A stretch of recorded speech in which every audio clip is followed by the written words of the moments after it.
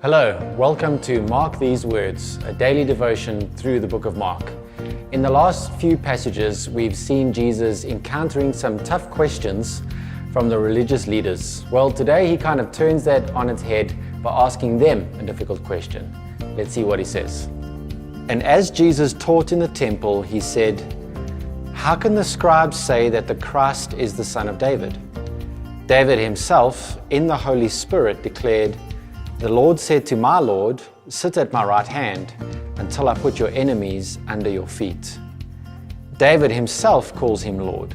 So how is he his son?" And the great throng heard him gladly.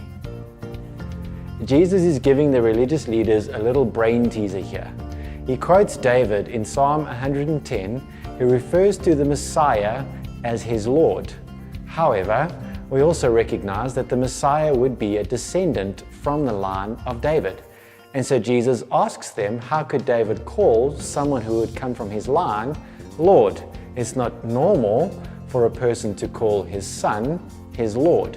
And so what is Jesus saying here? Well, what I think he's really saying is he is claiming to have come from the line of David as a man, but at the same time referring to the Spirit-inspired declaration that he would be Lord. In other words, he's stating that yes, he's human from the line of David, but at the same time so much more. He's not an ordinary man. He would become Lord. In essence, he is both God and man at the same time, which is really a difficult thing for us to get our heads around, but it has a lot of significance for your daily life. Just think about if Jesus were just a man but had no authority. He was not Lord but just a good teacher. Well, he might understand what you're going through but have no power to change your circumstances. Or how about if he was just remote and removed and aloof and God in the sky but not really understanding what you're going through or empathizing with you?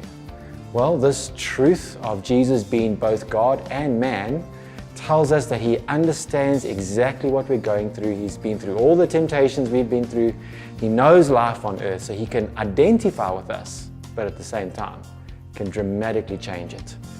And so today, as you think about your life and what you're going through, remember that Jesus knows, he understands, and at the same time is Lord and has authority over these things.